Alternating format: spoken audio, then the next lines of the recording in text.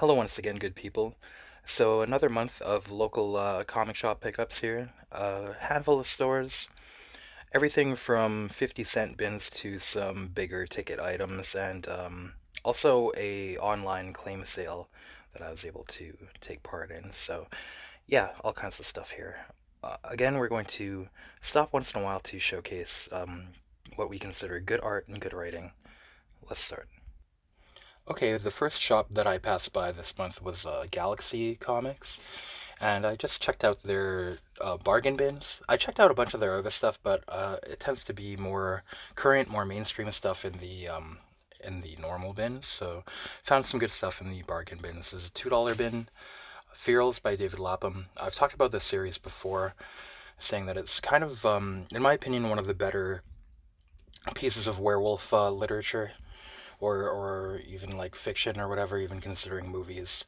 I'd put it up there with like American Werewolf in London, The Howling, Wolfen, White Wolf of the Harz Mountains. What's that other one with the old Notre Dame in France? I forget what that one's called too, but Brotherhood of the Wolf is also good. But yeah, Lapham's Ferals from Avatar. And the first, maybe, what is it, like 6 issues? It's a little bit hard to get into because there is the common modus operandi of fiction where the protagonist should be like identifiable as a good character, but he's not a very likable character. So word of warning there. He starts to become more likable after the first volume, if you will, of 6 issues. I think there's 12. There's 3 volumes in total, though. Yeah, so that's Ferals number 2. I like it enough that I have the trade paperbacks, but I'll get the floppies too if they're at a good price. I kind of want these. Number 3. Number 4. Okay, guys, some dollar bin stuff there. Always wondered about these from the Wonder Woman universe. Artemis Requiem. We'll just flip through this while we talk about it here. That's something about it. It's written by William Messner-Loeb, who was a collaborative writer with Sam Keith on, what's that shit called? The Max? Something about the art here. Art by Ed Benes. For like $1, I'll check it out. There's just something about it. William Messner-Loeb has also written Journey, which I was never too keen on, but there was a recent video from Hercules Pedix Academy. I recommend that channel. He covers a lot of good independent and underground comics. A lot, and also the emphasis on art and writing of quality. So you see the art by Ed Benes here. It's just something about it. It's like something about it's just plain good. Something about it's pretty good. I don't know, guys. Don't judge me, okay? Something about it. Yeah, and when is this from? Like 1996? Artemis Requiem number 3. Show just a little bit more, why not? Real fast. Can't quite put my finger on something about this art. It's just,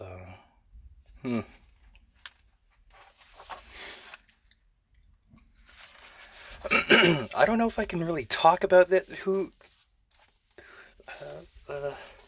It's like my family or loved ones better not see me buying stuff like this. Maybe a lot of people would lose respect for me, including you, the viewer of this video, but, you know, for $1. For $1, right? Oh, what was I showing here? Oh, it just said it's 1996. I think I flagged that by accident, that page. Maybe 2. I guess I got flagged two more pieces here. We all know Wonder Woman was created, I guess, by a guy who's into like S&M, BDSM and stuff too back in the day. Maybe this is keeping that tradition alive. Don't judge. Little scratches and whip marks and stuff. Looks great. Okay, some John Romita Jr. and Ascenti Daredevil. Just always getting these, especially for $1. It's kind of a way to build it up. That's Daredevil number 270. Putting a bunch of those together. As well, putting this together, of course, Dark Horse Presents when it has Sin City. Outside of the trade paperbacks, I think this is the only way that you're going to get the original City in floppy form. So it's nice to put a set of this together. At the same time, kind of putting a double set together as well, it seems. That's a good price, I just really love this story. And the art and everything too, of course. So I find it worthwhile to grab these when I can. As well, any Dark Horse Presents, rather, when it's pretty cheap. I'd kind of like to have them all, maybe, This DHP number 81. Some Neil Adams Dead Man. These reprint some stuff from back in the day, collects them all together, right? This is from like 1985 though, and these are all really minty for $1, so it's kind of cool. I don't know if they're necessarily worth anything, but a fan of Dead Man. These also have these like checklists of all the Dead Man appearances, I guess. I didn't even know there were so many. And it continues too. There's like so many. Just up to the S's there, I guess. Swamp Thing, Superman. So that was Dead Man number 2 from 85, number 3, number 4, number 5, number 6. Marvel Tales from the Dollar Bin too. Nice reprints of Spider-Man. This is number 220 with Cloak and Dagger and Punisher. This looks like a Mike Zeck cover. When you see that kind of face, I think it's Mike Zeck. Could be wrong though, but just it's fun to guess. It really looks like it though, especially this Punisher to me. That is number 221. 21. Puma Blues number 20, putting a set of this together. Just quickly looked inside the front cover as well. And it looks like this is kind of like a jam issue. A lot of different creators on this. Zulli, Steve Bissette, Gerhard, who did... is that the guy who did the backgrounds for Service? Steve Bissette again. Steve Levine, Eric Talbot, Chester Brown, Dave Sim, Peter Laird, Tim Truman, Tom Sutton, Alan Moore and Steve Bissette. We'll see. We'll see how that is. That's kind of interesting, because a lot of these things, you might only see these stories in in these old single issues. Maybe they weren't compiled later outside of the form. But I do like Puma Blues. Michael Zulli can always draw very, very nice nature. And he could draw kind of anything. It's always kind of cool. There's always like a dark melancholy edge to a lot of things too. Wolverine Volume 2, the first ongoing, number 24. This is what, like Gene Colan?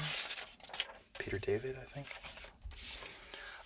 Preacher, trade paperback, Ancient History. This is a double, but I think it's worthwhile to be able to pass on to friends or have in the for sale bin. This, of course, collects some of the side series of Preacher, including the standout here is the Saint of Killers miniseries, of course, and the story of Arseface, Good Old Boys, as well. Rachel Rising, Volume 4, I think, trade paperback. Yeah, it's funny that I just keep finding these in the order that I need to read them, and only those, a store will only have number 1, the next store will have only number 2 when I'm ready for that, and then another store will have only number 3, and so forth. So it's always kind of fun when there's stuff like that happens. I've been digging these. Winter World. This is from IDW, the later series. So this is Volume 2. Yeah, the old one, of course, in the 80s. This is a trade paperback of Volume 2. This is from their used and discount trade paperback section. Always worthwhile to look at there. This storyline. It's cool that each trade paperback is part of an overarching story, but they're kind of chapters, almost I'd compare them to movies, a movie series that continues but also stands alone. And this one I was getting a little bit of buyer's remorse because it's kind of like, this one's almost like, say, I compare these a lot to like Mad Max, although in like an Ice Age kind of setting. But this one would kind of be like, what's that one called? Thunderdome, where you're kind of watching it and it's like, wait a minute, is this like PG instead of R rated? This one is a little less hardcore, but it is still good. It is still fun to read. You know, I don't want to be so base that only hardcore sex and violence does it for me or anything, but this it's still good. But volume 2, I'd say Get Strong Again, of or I guess is like the third story arc rather, Winter World Volume 2 in the IDW. As far as I know, there's another one from 2015. That's the latest one.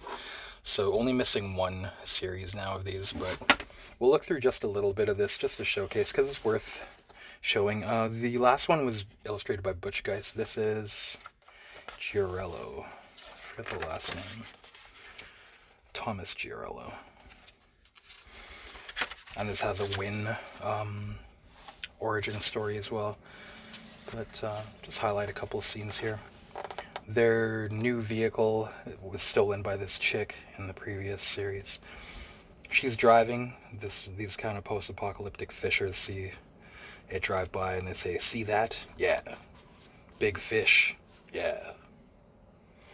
There's always a lot of world building and like just taut, efficient, rich dialogue and writing in these. So that's something that's always good, for sure. Polar bear fight, lots of action in these too. Lots of intrigue and suspense and creative action and set pieces.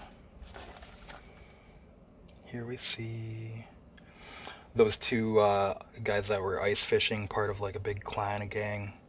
They roll up on that vehicle, of course, find this chick who stole it from our heroes, Win and Scully. What are they saying? She's saying, "Touch me and the truck will not be fixed. You fix it up first, and we'll see who touches who, bitch. Fuel line has ice in it. I need to take it off and clear it, Chilito. So fix it. Then we get pussy, right?" You know, typical post-apocalyptic bad guys. Yeah. You gotta like Chuck Dixon, man. Especially when he's kind of free to do what he wants, it seems. Yeah, because it's not the mainstream. But coincidentally, I just watched a live stream with Chuck Dixon, and he was asked about this series, Winter World, and he said he wanted to do more, and he'd prefer to do them with Jorge Zafino's son. But he said something about like the rights might be a little bit tied up with IDW, so depending how that goes. Yeah, so kind of interesting. It's always fun when coincidentally you find out about something you're interested in just randomly like that, right? Okay, on to the next store. Or rather not store, but actually a post on Facebook. You know, Facebook sucks, but it's good for stuff like this. A guy on a comic group locally posted that he had these for sale at a pretty good price. And you know me, I'm not usually a key guy, but there are some valuable issues that I do like kind of covet or maybe even fetishize to have to own. That like, I'm like, man, some old Kirby Fantastic Four. This is Fantastic Four number 60. I think the most expensive comic in here was 15. Another was 12 and 7, and then a set for $5.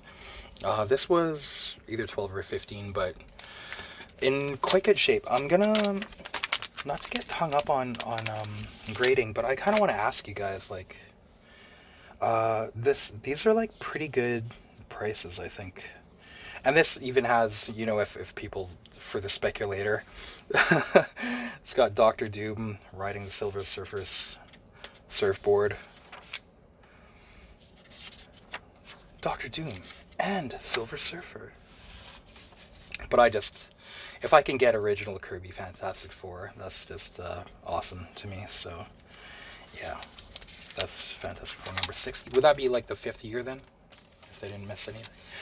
We Stand on Guards, the full set for $5. I had read issues 1 to 3, and I was like intrigued enough to check it out more. I guess this series is getting some shine too, due to current events, but I don't really whatever. Um, so yeah, 1 to 6. This is like kind of like a apocalypse, U.S. versus Canada. Ooh, be scared. It's always the apocalypse, isn't it? Um, so that's 1 to 6, and okay, this one, the Death of Phoenix, X-Men 137. It's kind of like the only X-Men issues I'm missing for the run that I'm putting together is valuable ones. So this is pretty cool to get for like a good price as well. Again, this was either $12 or $15, but I think this should be worth a lot more, especially in this condition. I'm just gonna, I'm not. It's not a big deal to me as long as it's not falling apart when I'm reading it and stuff. That's all I really care about, or as long as it's not wavy or hard to flip through the pages or anything. But yeah, it looks pretty good. I think he was saying there's like a VG or something, but I don't really see anything wrong with it at all. I mean, there might be just minor things like that there. Not to get all hung up on it, but just curious. But I'm trying to learn more about grading because like I want to get better at like selling more valuable things as well, just for fun. Or I can't hate against like that aspect of stuff. It's like if people can make a buck or help power the engines of collecting for themselves, then that's cool, man. Another X-Men. This is number 138. We are 138. This is like I forget what the significance is of this too, but this was $7. And again, it's in like similar shape. I'm not gonna bore you with looking through it again. Basically the same kind of shape as that last issue. So did pretty good on those. I'm pretty happy to get some missing X-Men and Fantastic Four at like, it seemed like a low price what I paid for those. So that's cool. Yeah, it's like as a side note, that thing about like key having disdain for like key collectors or animosity is like I feel like it is under represented that people are like showcasing what's in the books and stuff, but maybe it's just nature as well that makes one have more of like a group identity and like have animosity of being, it's almost like school and being like, oh, I'm a nerd, no, I'm a jock, or like goth kid or the stoner kids, like people that collect for the interiors or for speculating or whatever, different groups. But the coolest people can hang with any of them, right? Not be too hung up with blah blah blah. Okay, next up was what's it called? 204 Comics, and hit up their 50-cent and dollar bins. Well, I look through kind of everything there once in a while when I get there, maybe like once every month or two. Yeah, and checked out the 50-cent bins again. But there was like a nemesis there. There was another guy there that was grabbing stuff like nobody. Usually, I'm the only person looking through that stuff, but there was somebody else, and he was like grabbing this stuff that I'm like, oh man, like Lone Wolf and Cub and stuff, or like what's that series by Claremont and John Bolton I've been looking for? Hello, you've mentioned it too. Is it called Black Dragon or something like that? He like got all those, and I was like, oh man, I felt like Maggie Simpson, and he's the baby with one unibrow or one eyebrow, so gotta watch out for that stuff. But anyway, from the 50-cent bins, we talked about this series before, like kind of like an R-rated war, spy, action, I think kind of like Ronin or something by Jerry Conway and Jose Luis Garcia Lopez. But this is like, there's 4 issues of this, Cinder and Ash, and they're all really good, but they don't stand alone. It is an overarching story, so I'm trying to build a second set together, but I don't know how easy that'll be because I had to actually send away for one issue that I was missing for a couple of years. But anyway, Cinder and Ash number 3, Chronicles of Corum number 2. based on Michael Moorcock, some early Mike Mignola.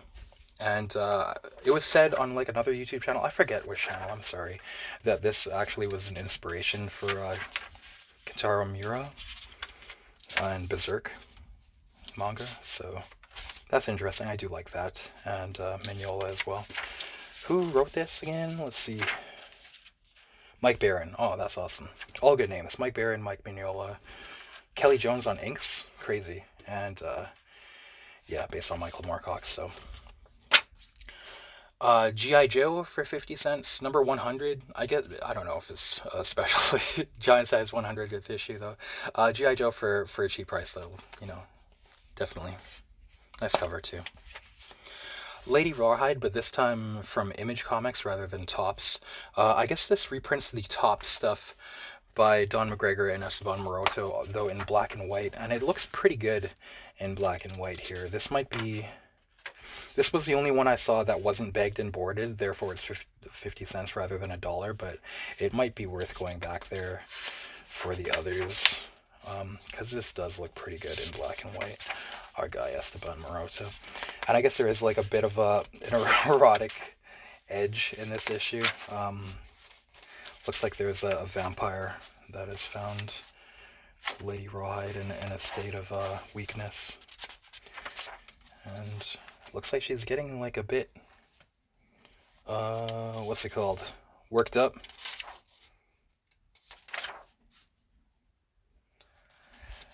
That's what we pay for. That's the stuff. I guess like I don't want to seem like everything's just all like sex and violence here. I don't like to be like too sleazy, but I'm not against it.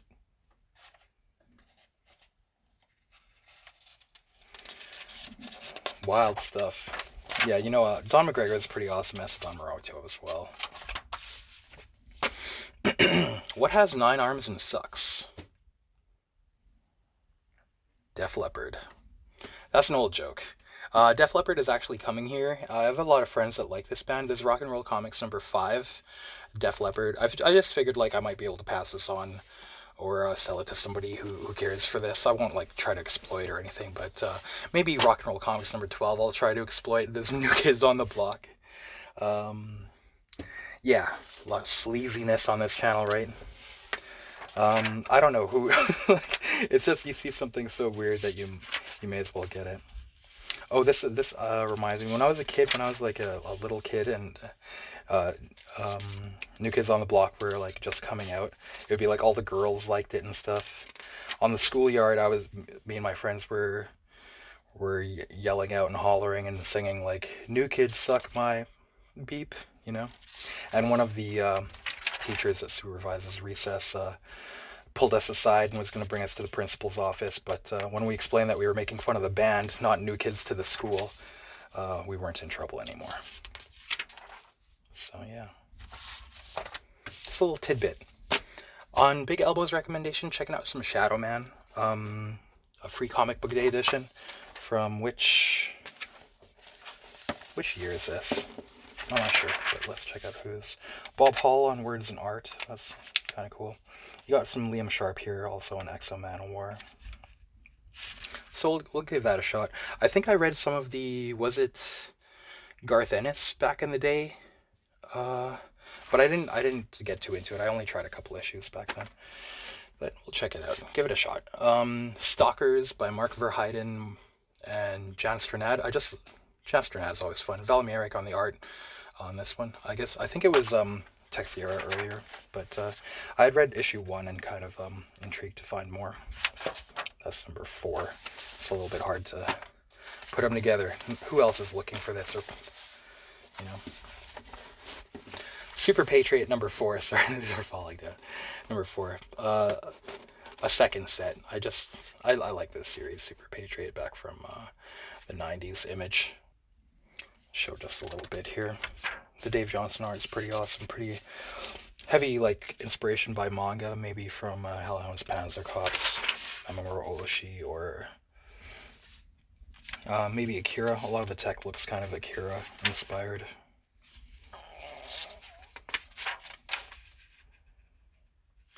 just kind of fun. And the art is, or the writing is good too. The art is kind of crazier maybe on the single issues, or the earlier issues. Still pretty good on this though. The way he draws tech and weapons is pretty cool looking.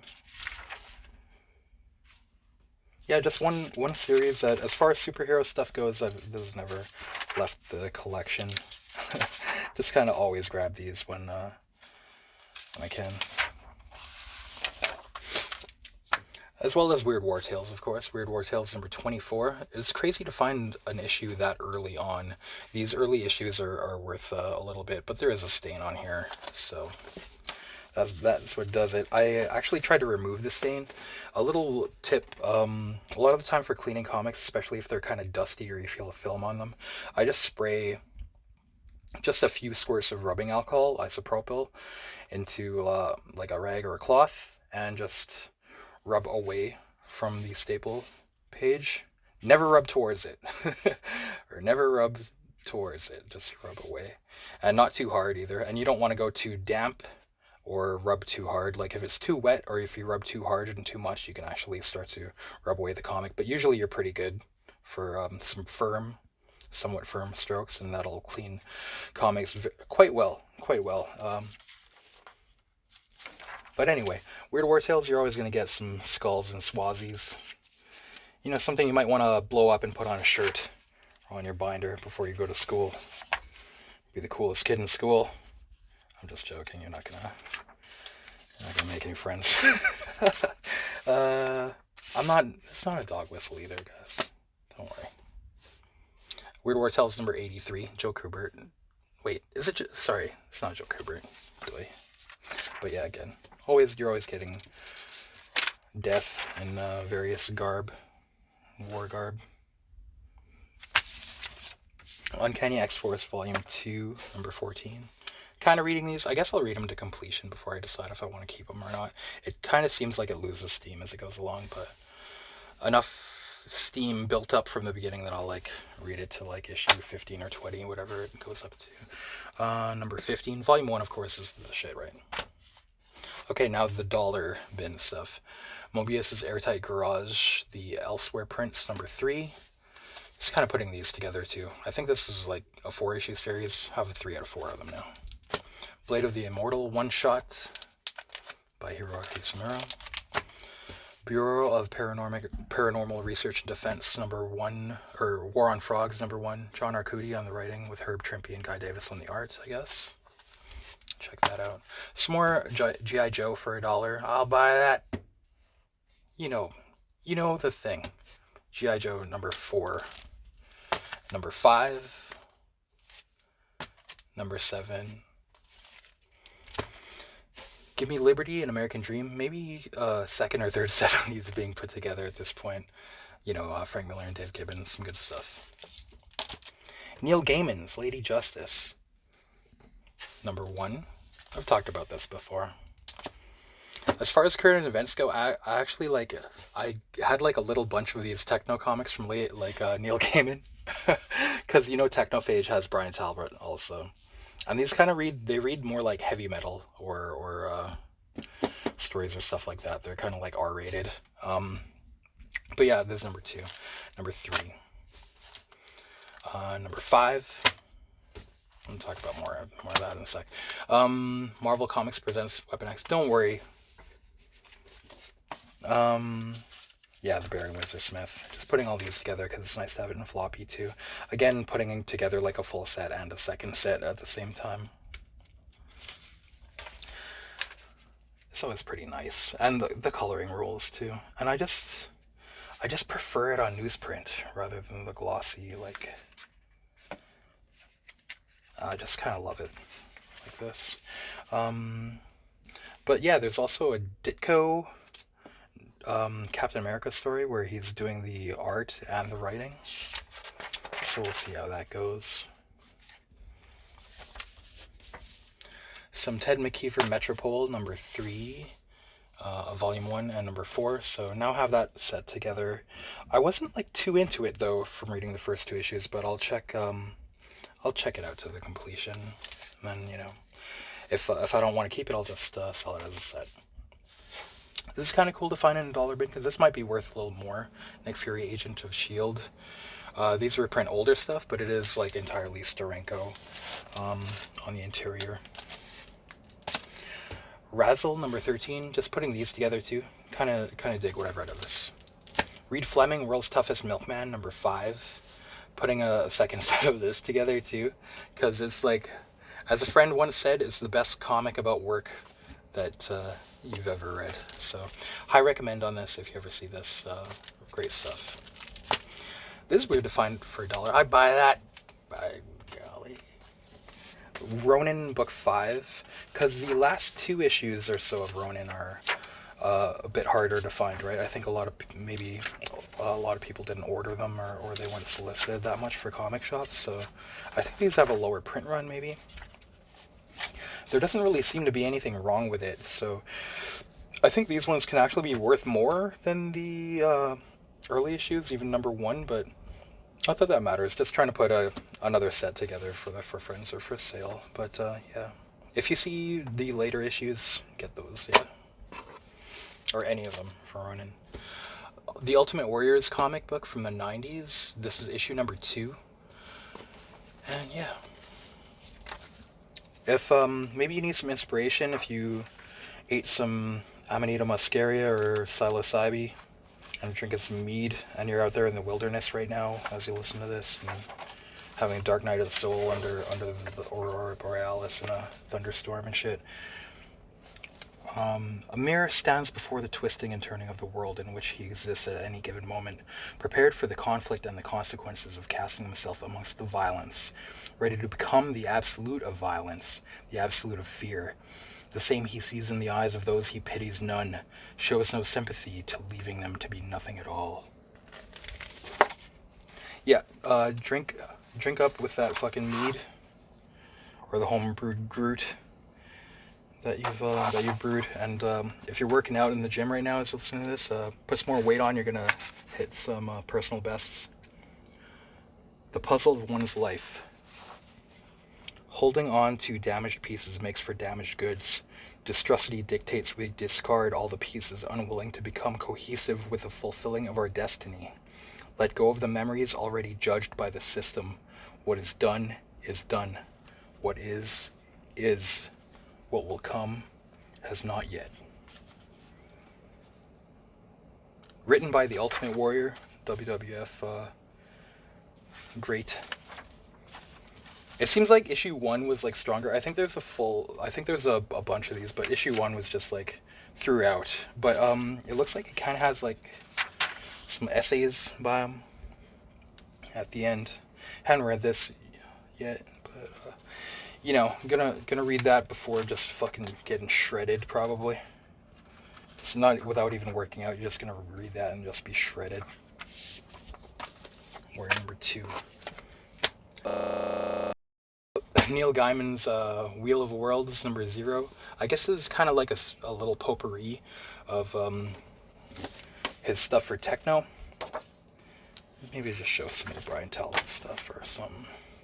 But yeah, I just, you know, you gotta be a little shitlord. One time when I was at a Comic-Con, there was like one furry there. There was like nobody in cosplay, but there was one furry. But I tried to ask each vendor, like, what do you think of that? And just for kicks, get them to see their reactions. So they'd be like, it's disgusting, get those freaks out of there.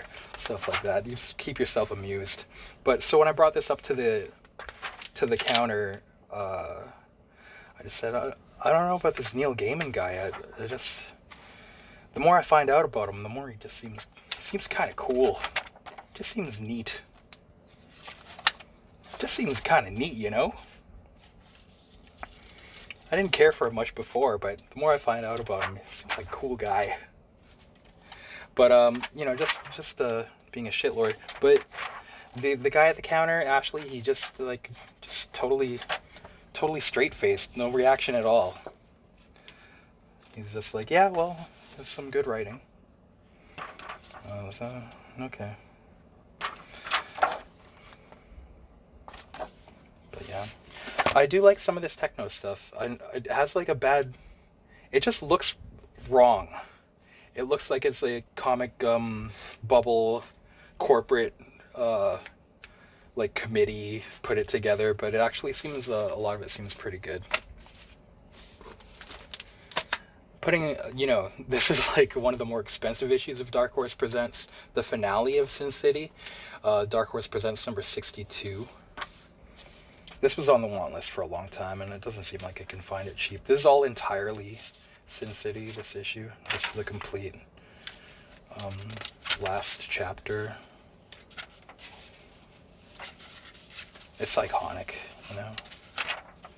A lot happens in this chapter, of course. I want to see the skull, though.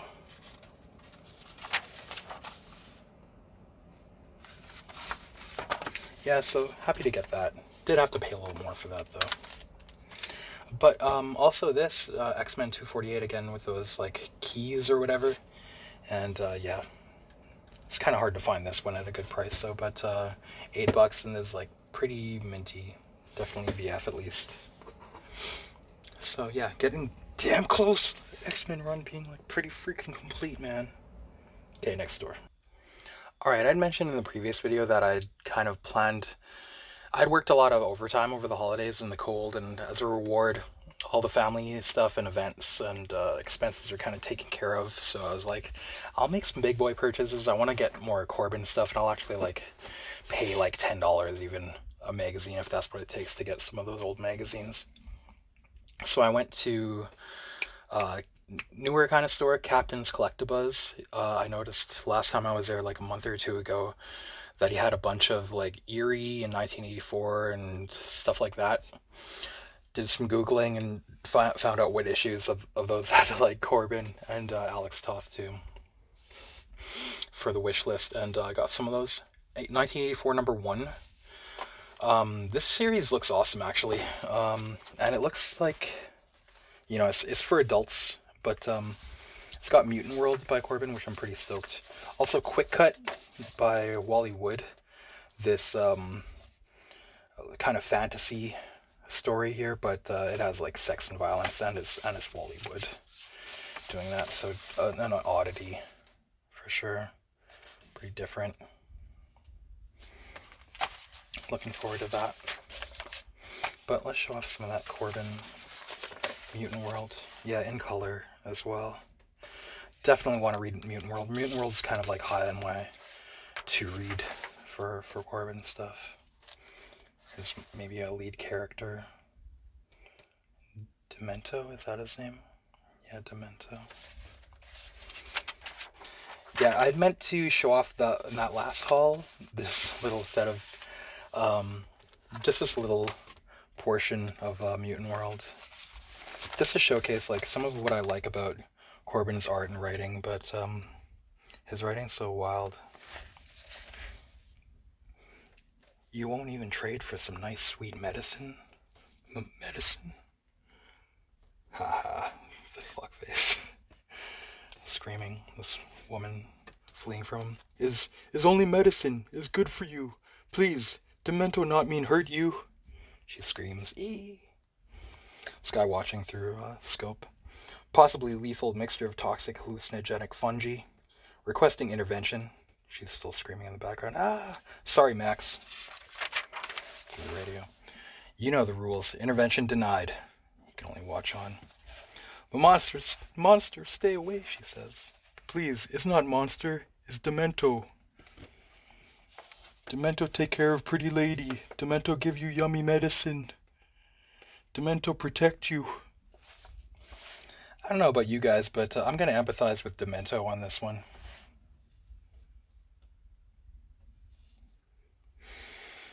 Yeah, good old Corben, man. Nothing else like him. Looking forward to reading Mutant World. Gonna try to get all of those. Some more Corben in Erie number 32. But some of these, like, I'm not too into Erie so far, it seems. Some of these are pretty good. Again, some of his writing. This guy, a bit of a sophisto, gets a job in this kind of like rare bookstore. The Black Arts. Fascinating subject, really. You'd be surprised how much has been written on it. Is that so? Always found it a bit fantastic myself, but then I'm not the credulous type. No, no, you don't look it either. Always a lot of characterization. What's that supposed to mean? Oh, nothing really. Some medical journals have tried to establish a connection between cranial size and the gullibility quotient. Your head is much too large for the mystic type. Yeah. Always fun writing. But, I don't know, some of these, like, I'm not necessarily completionist, so if they're not necessarily, like, super strong, this is, like, a high, Lovecraft, maybe, uh, influence, but, pretty good.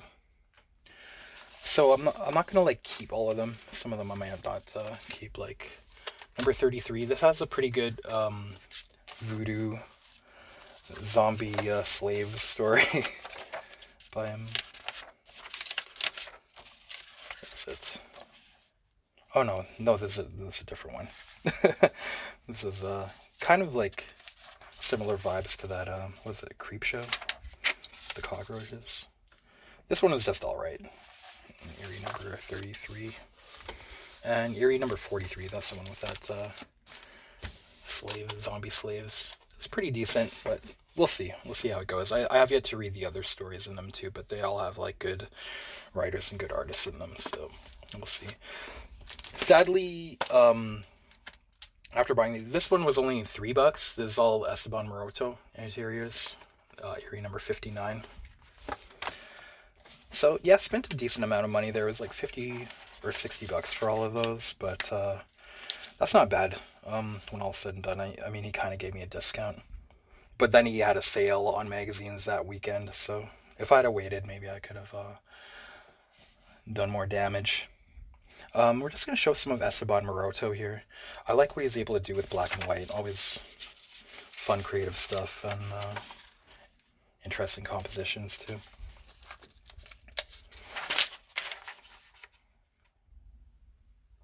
Our dude. Always kind of like psychedelic. Yeah, I like this guy's stuff. Nice line work. Creative designs.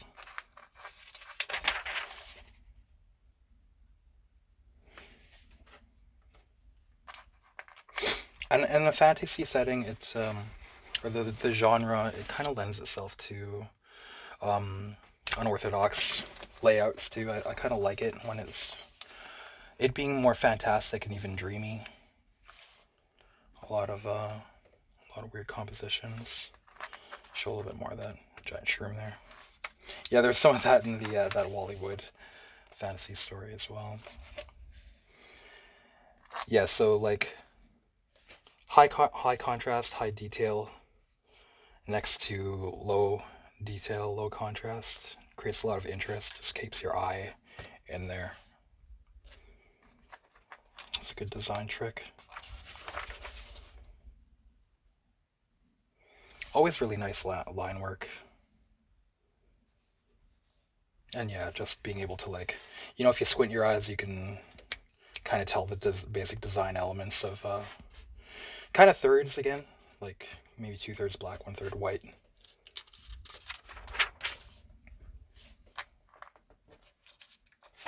Basically. And yeah, again, more fantastical, kind of dreamy, what would you call it, building of a panel or page. All kinds of weird tricks and stuff that he uses too, washes and paints, scratching, probably using a razor or something sharp to scratch the lines there. Yeah, I like Esteban Maroto. Maybe undervalued, or what would you call it? Under the radar dude, but I like his stuff. Okay, next shop. Okay, Mighty Comics. It seems like his $1.50 bin, it seems like his stock gets not refreshed, but there is new stuff streaming in regularly there. I get there about once a month, and there's always like new stuff from the dollar bin and other things, it seems. Some Jeff Purvis Incredible Hulk number 357. I like this stuff.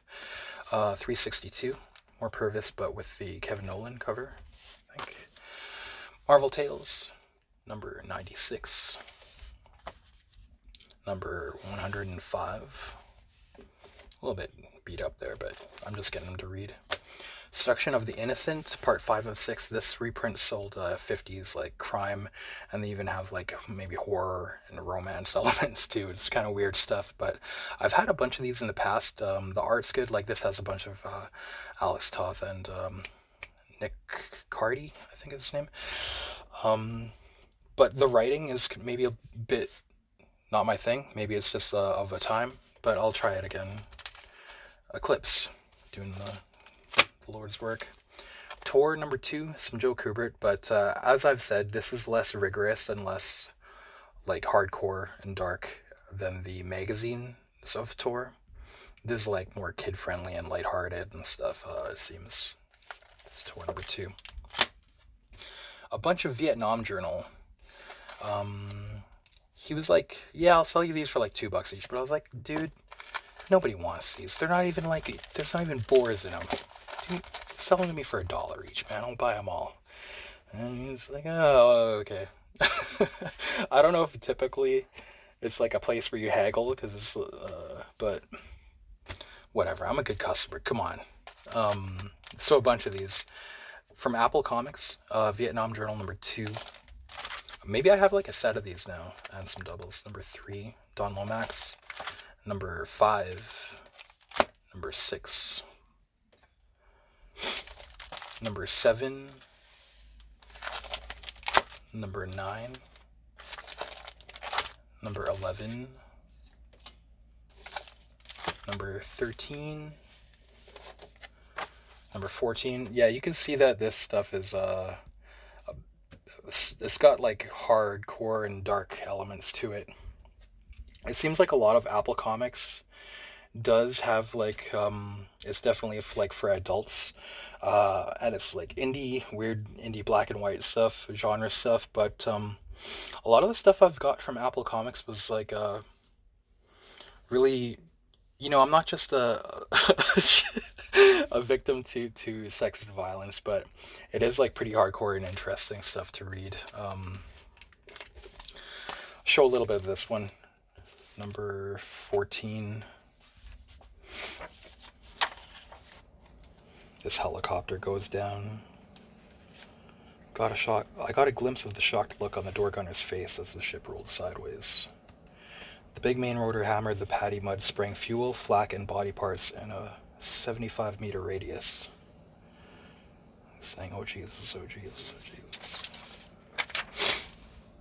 It's all over me, man. I got brains all over me. Easy, son, easy.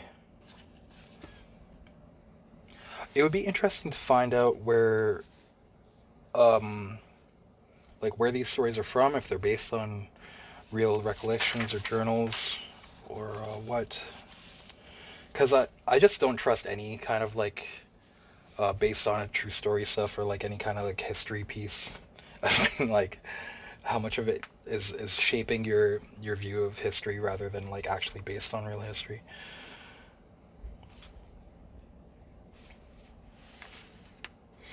Yeah, the NVOs. They started interrogating him. Then it degenerated into yelling and shoving. The more the old man pleaded, the more they hit him.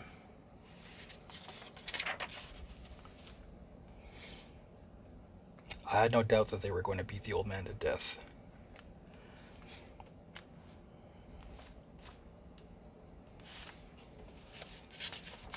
But these GIs, these are like NVO intelligence, I think, that are teaming up with them. But him and his GIs just aim their weapons at these basically like Vietnam CIA, or these are even CIA, I think. And they didn't even say anything, just aim their weapons at him, and then they stopped beating up the old man. Apparently. I don't know if it's true or just like creative writing. Show a little more. NVOs interrogating these prisoners. This was one fun way to end a 5-day bangatorium in Bangkok. This was great. This guy's talking Vietnamese and shoves a grenade in this prisoner's mouth. Pushes him out of the helicopter. Pop!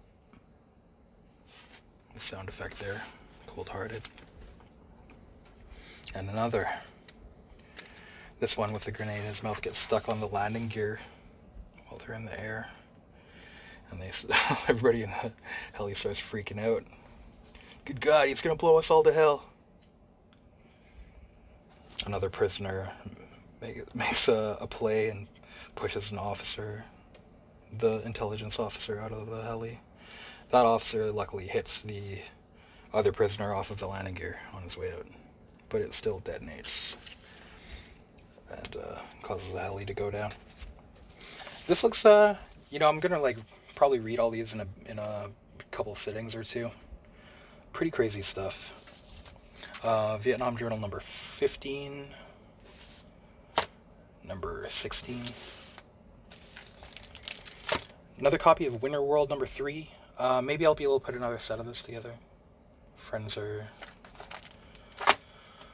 Uncanny X-Men number 207. Another one that's like a little bit higher price, but just pulling the trigger is pretty minty. Savage Sword of Conan number 29. A bit of a low number, and this has the Frank Thorne, Red Sonja, and Richard Corben pinup. Again, when I'd seen the, I almost want to say discography, but bibliography for Corben and Toth, a bunch of Savage Sword of Conan popped up. He had a bunch of them there. While I was waiting in line, kind of, I looked through them though, and they're only pinups, not stories. I think there's actually a Savage Sword of Conan magazine issue that is all Corben or something though, called the Corben Conan. That's one that I would be interested in getting. I want to see stories by those dudes, not just pinups. Pinups are cool though, but Okay, let's get to the... Wait, sorry, you know what? Also got these before we do new releases, which nobody is interested in, but Den Book 2. These new Dark Horse releases of Richard Corben Den. These are pretty awesome, man. These are nice. Binding's nice. The whole design is nice. Under the dust jacket, the hardcover design is beautiful. The inside covers, everything. The reproductions, everything's awesome. So yeah, putting these together. Thanks again, Comic Crack. He showed how nice these books are, because I was kind of humming and hawing, wondering if I should pull the trigger or not. So he's able to order these and get a bit of a discount on them at that shop. So that's cool, because hardcovers are pricey, but these kind of things, they'll, for anybody who's interested in this kind of thing, the money thing, right? These kind of things, they're only printed at once every 20 or 30 years, right? So they're not going to degrade, they're not going to go down in value, I don't think. These kind of things seem to always go up. And lots of these things will be multitudes more in value, by the time 10 or 20 years go by, for sure. But yeah, that's Den Book 2. I read Den Book 1, and yeah, it's awesome, man. Looking forward to these. He seems to just maybe even just get better over time as well. And, well, he's great all the time, but he definitely doesn't get worse. It's just awesome, man. Number 3 is Children of Fire. Okay, now new releases, right? I'll keep it real fast with those. Okay, Cruel Kingdom number 2. Issue 1 was much stronger. This is okay. It's fine. In a nutshell. Won't go into it any further. It's fine. I think, what does this have? David Lapham also on art on one of them. Steve Niles on writing on for one. But yeah, it's just fine. Epitaphs from the Abyss number 7. This was aight as well. Probably stronger than Cruel Kingdom. The Prohibition story was pretty fun. About a drunk guy. And some monsters that live in some barrels of alcohol. This actually was pretty good, and the art's good too. Yeah, because a lot of the old EC anthologies, the writing could be strong, but a lot of it also was the strength of the art. So you kind of want that for the tradition of EC, right? It should have either or, for sure. You don't really want it to be just mediocre or anything. There should be some, what are they called, anchor panels or pieces on the page. But yeah, it seems like sometimes they're kind of lacking that, unfortunately. Even with this is Andre Muti, I think. in some of these issues, but eh, could be better. Epitaphs from the Abyss number 8. You've heard me say this like every month. I'm kind of just buying these out of inertia now. Yellow Smoke, who wrote this? This is kind of probably Stephanie Phillips. There's a great old short story called The Yellow Wallpaper. What was her name? Gilman or something who wrote it? It seems like it takes inspiration from that, but that old short story is better. Yeah, kind of related to... There was like a short story collection that even had like King in Yellow and what's the other one? It was like the Yellow King, or there was some like... It had a bunch of these short stories that kind of like, they kind of tie it together. But yeah, just fine. Number 8. Heat Seeker Combustion. This is a nice cover too. Always nice covers on these. I'm just waiting to get all these to read them together. They've all been like good spy action stuff so far, every series. I haven't read Collision Course yet, so this is like the last 2 I haven't read yet. This last one is just about to finish though, I guess this month. Heat Seeker Combustion number 3. They're always 4 issues long. New stuff. Okay, let's get to some good stuff here. Terminator, Declan Shalvey, and that's a new artist, I think, on this one, Lorenzo Ray. Cold War, Russian submarine is the setting for this one. So a good taut, suspenseful, like this is all very creative and like suspenseful, well-paced, good vibes, like good Terminator vibes of like horror and sci-fi. Like it's kind of scary, man. So that, yeah, and that it being on a submarine too gives it a sense of like it's not like in your face, but I think you naturally get a sense of claustrophobia and like feeling all like alone down there. You want to be stuck on a submarine like miles underwater with a fucking Terminator, man? It's probably not a good time. I think this is cover C and cover D, something like that. I just get whatever cover kind of looks cool to me.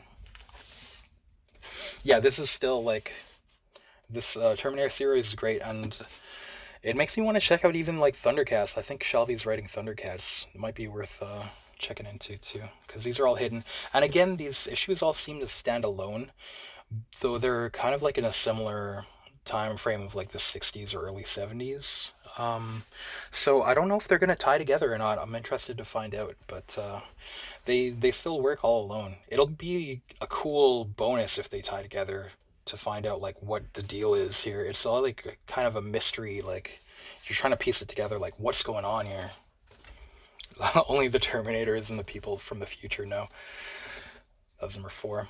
Okay, Tool, kind of an or not an autobiography, but in the rock and roll biography tradition. It tends to be like friends like this band a little more than me. I'm not like, I don't dislike them or anything. I like them fine, but just thought I'd check it out and be able to like pass it on to a friend or sell it probably. These are always like, they're only printed like once. So, yeah, not bad if you're into like learning about Tool and Perfect Circle and some of that other stuff. What was this? They were not like a band even before too, right? That kind of surprised me. I forget which, but I gotta say, man, it ends with like at the very end, it's like, on the Strombo show, Maynard commented on current politics and the nascent Trump administration. Oh, it's beyond terrifying. The bigotry and racism and negativity. Just like, why do you want to end your comic this way, dude? Like, this is your piece of art that you're preserving for the ages. Regardless if you're on the left or right, like, why do you want to, like, tie it into a current event time? Like, I think that's almost like tying it into a fashion trend or something, like when you want it to be more timeless.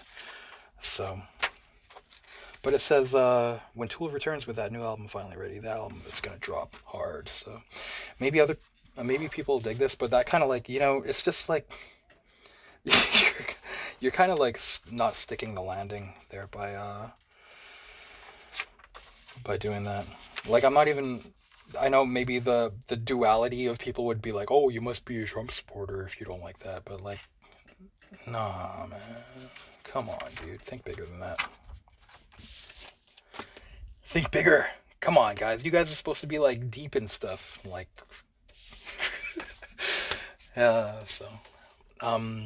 Okay, last, or not last for the new releases. Let's go second last for this. I Dragon from the late Juan Jimenez. This was pretty decent. Kind of like, it's like your fantasy series, kind of like, it reminded me maybe of like Eyes of the Dragon by Stephen King, where it's not as epic as something like Lord of the Rings or like Wheel of Time or something like that, but it's like a nice, maybe like pulpy fantasy story, and there are some moving moments in it. Jimenez's art is nice in it throughout too. Um, yeah, but I'm not sure if I'm gonna keep this. It's kind of like I feel like maybe I'm not the audience for it, but yeah, this book three finally released, so I finally read them all together. Pretty decent though, but I think I'll probably just be waiting a little bit then selling or flipping these. Because I have enough. I think like no disrespect to the late Juan Jimenez, but it's just this isn't like quite for me. Probably I like Meta Barons more and stuff like that. But pretty decent is like for a young adult or a kid or something. It might be more fun. The Beast of Burden Omnibus recently came out, and this is a good value. This has all of the Beast of Burden stuff up to this point, I guess. So you would be getting there's four trade paperbacks up to now, or hardcovers: Animal Rights, Neighborhood Watch, Wise Dogs, and Eldritch Men, Occupied Territory, and this has bonus content too. But it is a soft cover. For me myself, I think I like the individual hardcovers better and single issues. I just feel like omnibuses. I honestly I don't even own that many. Um, I'm a little bit scared that they're just gonna like not hold up well in terms of like the binding and stuff. Okay, this is the section of this is how much like bonus material you get in here. It's quite a big amount of like covers and sketchbooks and stuff. I'm on the handheld, so it's a little bit harder to showcase that stuff, but give it a quick flip through. A little bit of process. It's cool to see because the finished art is like fucking amazing on this book, man. On all these books. It's like that. So it's kind of fun to see like the rough build up to that. It just start at the end, right? I do like that. Does that do it for the new releases? Yeah, I think it does. This is a good value because these hardcovers each would be like around $20 US, right? So you're getting the omnibus of all four collections for 30 US or 40 Canadian.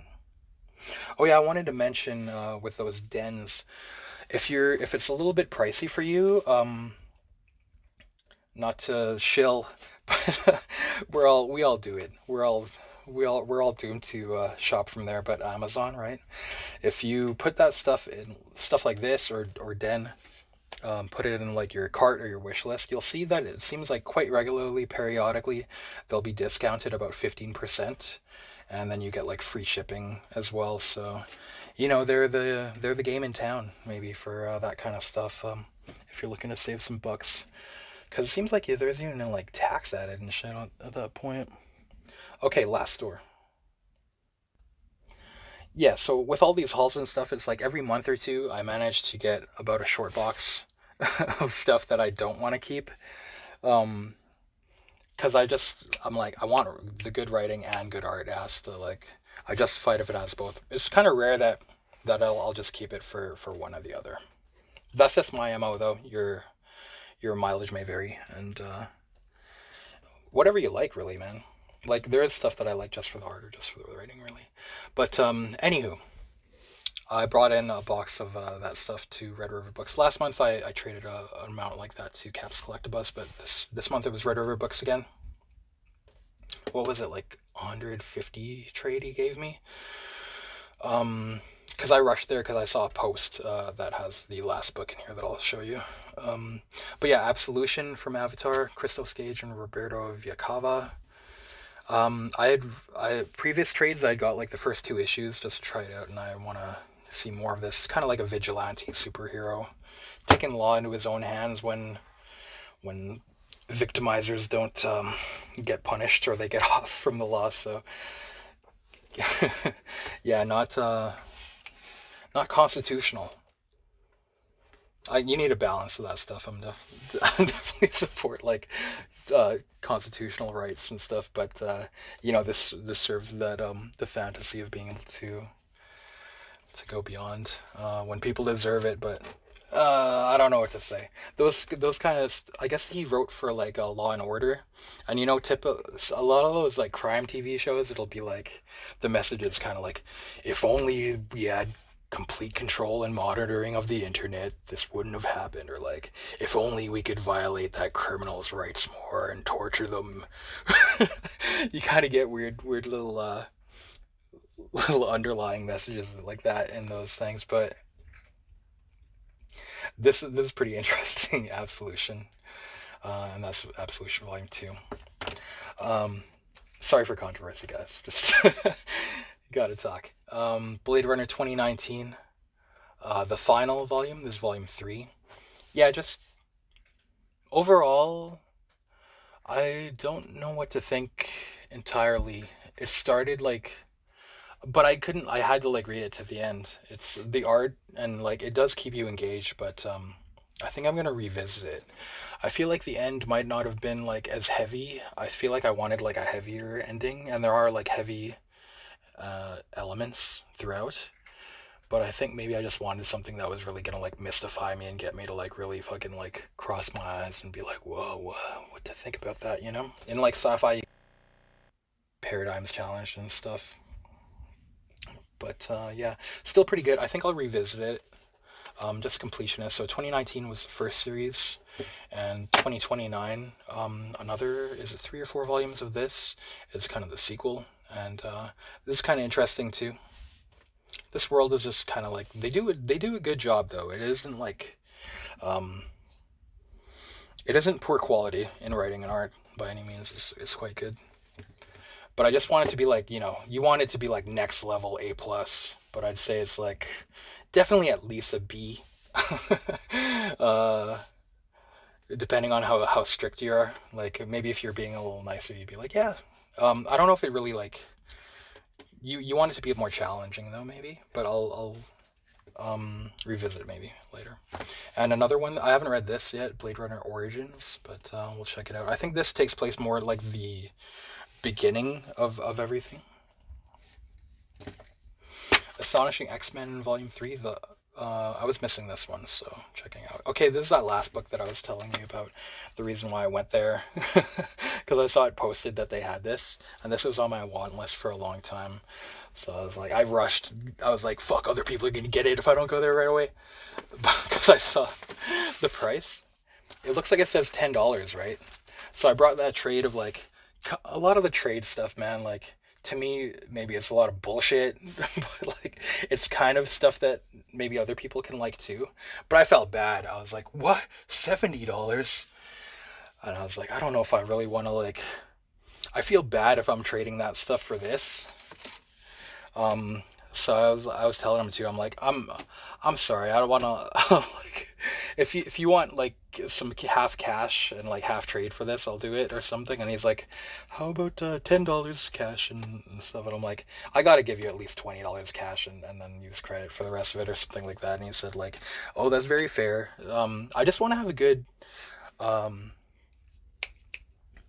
what's the shit like rapport relationship, because I just respect that dude's like the king, man, of like youth comic places or whatever. People like Harry Potter and stuff. I'm not like a Harry Potter guy, but that dude's Dumbledore, man. You gotta give respect, man. I can't be like a little slime ball if it was some other, or if it was like other kind of stores where you feel like they're taking advantage of you once in a while. Maybe you'd like try to get one over on them as well. But anyways, Vic Blood, The Chronicles of a Boy and His Dog by Harlan Ellison and Richard Corben. I'd read a little bit of this before, but this has some stories in there that I haven't ever read before. Looking forward as hell to this, man. This was also adapted into a movie with a young Don Johnson, I think, starring as the main character. I've heard that's really good. Like, some friends of mine said, like, oh, we watched this movie. It's called A Boy and His Dog. And I was like, holy shit, really? I read the fucking comic of that, and it's awesome. And they don't really read comics, so it's kind kind of fun when two worlds collide. Yeah. Oh. Yeah, a post-apocalypse dude, kind of alone in the hostile future, but he has a psychic. Him and his dog can talk telepathically, and it's not just hallucination either. It's like they actually do talk and stuff, and situations arise though, intrigue and conflict, and it's awesome, man. I guess we'll leave it there, guys. Like and subscribe and stuff. Talk comics in the comments. It's always fun to hear stuff. Even if I just love, if I click like or love on the comment, I do like it. Sometimes I just don't know what to say. There's a good bit here. Well, Vic, say something, you dope. He comes up upon this woman. It's like maybe the first woman he's seen. I'm gonna drag one of the mats over here so it'll be more comfortable. You make a move and I'll shoot a leg out from under you. Get on this. What are you looking at? What's your name? She says. Vic. Vic what? Vic, just Vic. Stop looking like that or I'll bust out your teeth.